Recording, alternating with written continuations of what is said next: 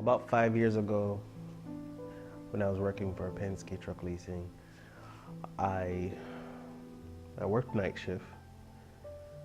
So when the tractor trailers passing through the Tampa Bay area, you know, and they break down, they would dispatch us to, to render service, maybe a flat tire, someone ran out of fuel, and different services that, you know, emergency roadside service.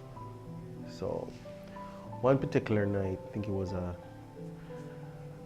morning rather, I think it was about 5 o'clock in the morning. We were scheduled to get off at 7. Got a call for someone need a jump. So packed up my truck, loaded up the battery, extra battery just in case he needed the battery, and off I went. Pulled up at a red light. I've always had this bad habit of when I'm at a red light and it turns green. I don't know who I'm racing with, I've always been the first one to take off. Bad habit I had. And I kind of knew it was going to come back and haunt me one day. So I was at a red light on my way to this service call when I paused for a second, the red light.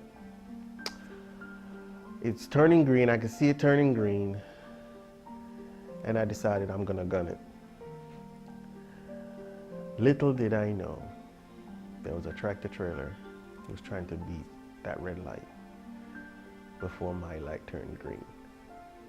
I was driving a Dodge, I think it's a 350 dually, which is a very large truck.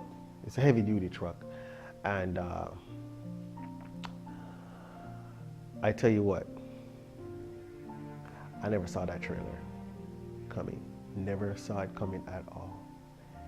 And I felt and I heard when that trailer hit my truck.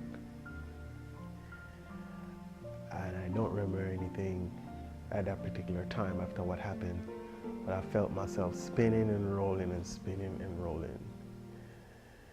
Came to a complete stop.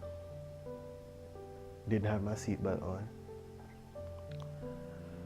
For some reason, maybe it's the adrenaline, shock, fear, not sure what it is, but I crawled out of that truck on my hand and knees so fast.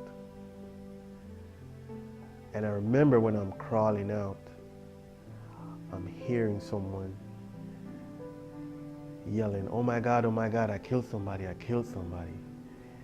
And what I remember distinctively is he had a bunch of keys on his waist.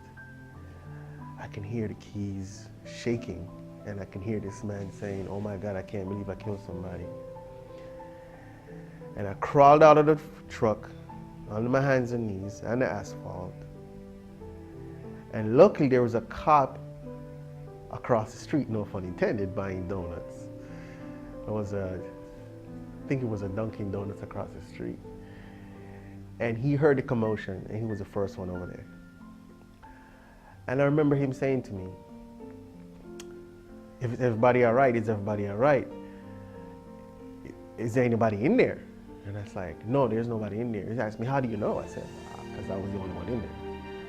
And he said, "You were inside that truck?" I said, "Yes, sir, I was." And the reason why I was surprised, he had a look of surprise on his face, is because I was standing up. No scratches, no harm whatsoever. And he had this blank look on his face. Like, I cannot believe this man just walked out of this truck or crawled out, or however he got out of this truck. I cannot believe this man is standing here talking to me. And I can remember that look on his face, and I'll never forget it. He had a clipboard in his hand, and he keep flipping the clipboard like this. And he's looking at me, and he's shaking his head. You know, I'm pretty sure he's saying how lucky I am. But what I failed to tell you earlier, that I did pray before I leave. I did pray before I leave. At any call, I always pray for protection out there in the morning by myself.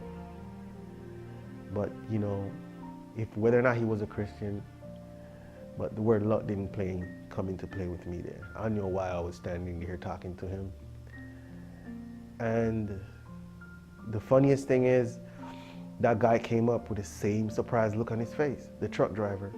Because he was going so fast, he ended up about half a mile down the road to go stop. And he could not believe it. No one could believe it after they saw that vehicle. He hit me on my side, right by my door, right where the door meets the front of the truck. That's where he hit me. Obviously, he was trying to beat the light. He was not going slow. This is an 18-wheeler, folks.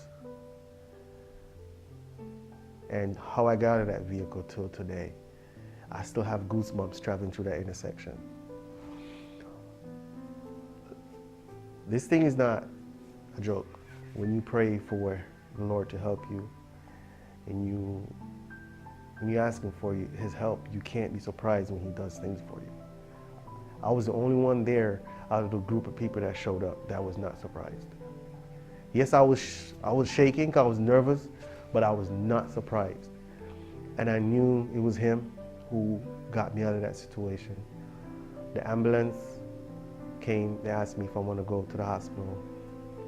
I told him no, I just want to see my family. So I had them call my aunt, and I specifically tell them, do not let her know the severity of this accident. Just tell her I'm in an accident and I want her to come to my workplace. So when she came to my workplace, I told them don't let her come to the accident scene. Just let her sit there and wait for me. So all this, I was very brave, talking to the cops, talking to the ambulance. They checked me out, I was fine, and they told me to go to the hospital just to make sure everything is fine. I told them I'll go later on. And at the end of the day, I ended up going to the hospital. And even the doctor was surprised when he heard about the accident, because they called and let him know I was coming. I didn't want to go in the ambulance. When I got there, he pushed his elbow in my stomach. He poked me in my abdomen area and kept it. Nothing hurts, nothing hurts. I said, nope, nothing hurts.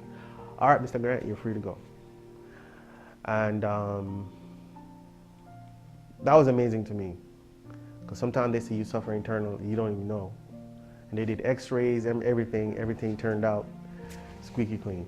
So it's very remarkable for me till today how the Lord took me out of that situation. That means I was supposed to be here today to tell this story. And I just want to encourage you to always leave your house.